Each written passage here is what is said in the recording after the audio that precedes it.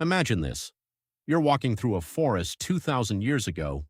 Your foot catches on a sharp branch, leaving a cut no bigger than your thumbnail.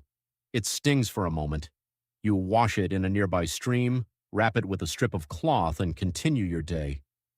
Today, you'd probably forget about it by tomorrow. Back then, that tiny cut could become your death sentence, not because the wound was large, not because you lost too much blood, but because something invisible had already entered your body. The strange part is that nobody knew it. For almost all of human history, people had no idea bacteria even existed. They couldn't see germs. They couldn't understand infection. They simply watched healthy people develop fever, swelling, unbearable pain, and then die days later. What's even more surprising is this. Despite knowing nothing about microbes, ancient civilizations accidentally discovered treatments that actually worked. Some were brilliant, some were dangerous, and some became the foundation of modern medicine. Let's go back to the beginning. For nearly 300,000 years, humans lived without hospitals, pharmacies, antibiotics, or even the idea that tiny organisms could make people sick. If you became injured, your body was your doctor. If it failed, there wasn't much anyone could do. That sounds hopeless today, but ancient people weren't helpless. Far from it. Every civilization developed its own medical knowledge. Ancient Egyptians treated wounds with linen bandages and surprisingly clean dressings. Greek physicians carefully observed symptoms instead of blaming every illness on magic. Traditional Chinese medicine documented hundreds of medicinal plants. Indian Ayurvedic texts described surgery, fractures, and detailed herbal treatments thousands of years ago. None of these cultures understood bacteria, yet many of their methods contained pieces of the truth. Because medicine didn't begin in laboratories, it began with observation. If a certain plant helped wounds heal, people remembered. If someone survived after a particular treatment, the knowledge spread, generation after generation, long before medical schools existed. But there was one enemy nobody could explain: infection. Imagine cutting your hand while preparing food. At first, everything seems fine, then the skin becomes red. It swells. Heat spreads around the wound. Hours later, your body begins shaking with fever. Within days, the infection may have entered your bloodstream. Today, we call this sepsis. Without treatment, it can shut down organs one by one. For most of history, that was often the end. Historians believe infections killed more people than wars for much of human civilization. Not because infections were stronger then, because humans had no reliable way to stop them. The greatest breakthrough hadn't been discovered yet: the germ theory of disease. For thousands of years, doctors argued endlessly about what caused illness. Some believed disease came from bad air. Others blamed imbalances in the body's fluids. Some thought sickness was punishment from the gods. Each explanation seemed reasonable. None were correct. It wasn't until the 19th century that scientists like Louis Pasteur and Robert Koch demonstrated that microscopic organisms could cause disease.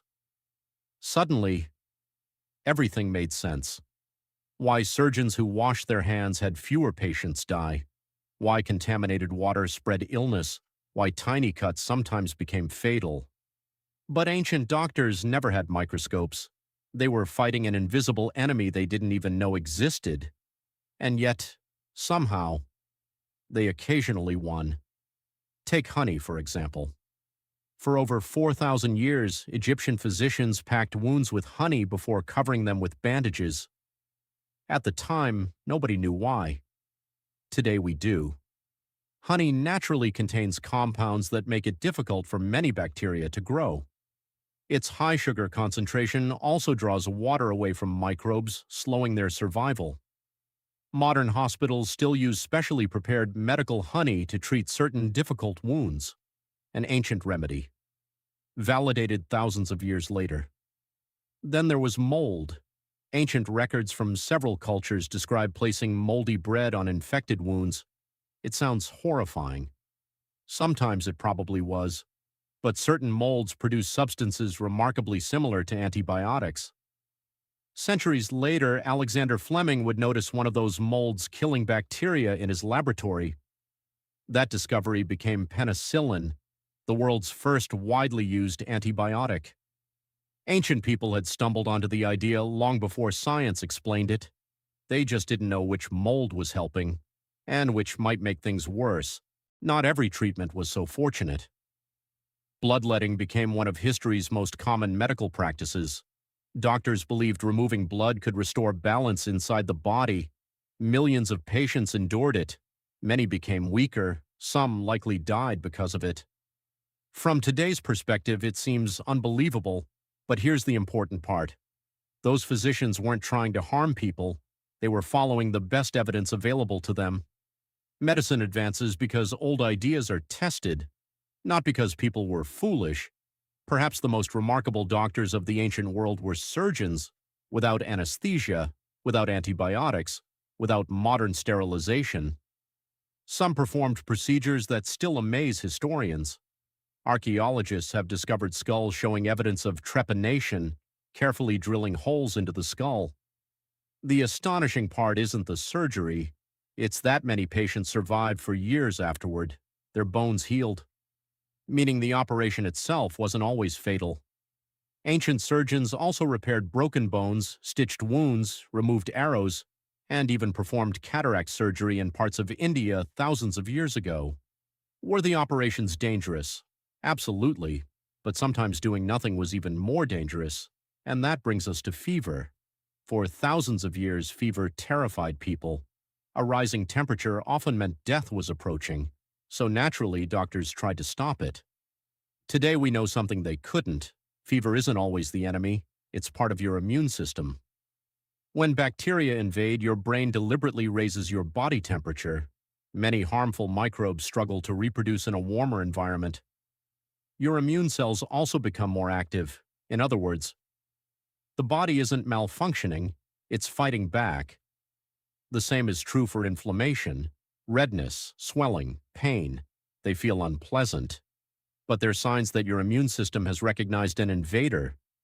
Ancient physicians could observe these reactions.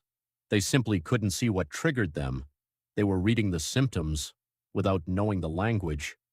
There's another reason infections were so deadly: life itself. People lived close to animals. Water was often contaminated. Even small wounds were constantly exposed to dirt, manure, insects, and unclean tools. Childbirth was especially dangerous.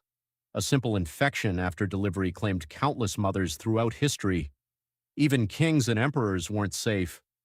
Several powerful rulers likely died from infected wounds that modern antibiotics could treat in days. History itself may have changed because of bacteria, but if ancient medicine was so limited, why does it still matter? Because modern medicine wasn't created from nothing, it was built on thousands of years of observation. Ancient Egyptians taught systematic wound care.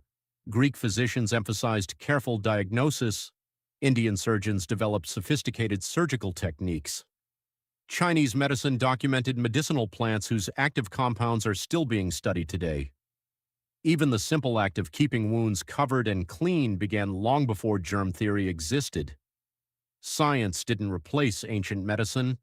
It explained why some parts worked and why others didn't. That's one of the most fascinating things about human history. People don't need perfect knowledge to make progress. They only need curiosity. One successful treatment becomes a tradition. One observation becomes a hypothesis. One accident becomes a breakthrough. Eventually, those small discoveries transform the world. Today, it's easy to forget what antibiotics changed: a scratched knee, a splinter, a kitchen knife accident. Most of us clean the wound, apply antiseptic, maybe use a bandage, and move on with our lives. 200 years ago, many people wouldn't have been so lucky.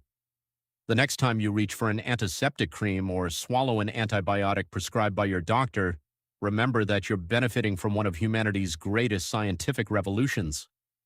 A revolution built on thousands of years of trial, error, observation, failure, and persistence. Ancient people didn't die because they were weaker. They died because they couldn't see the enemy. Today we can. And that invisible discovery has saved hundreds of millions of lives.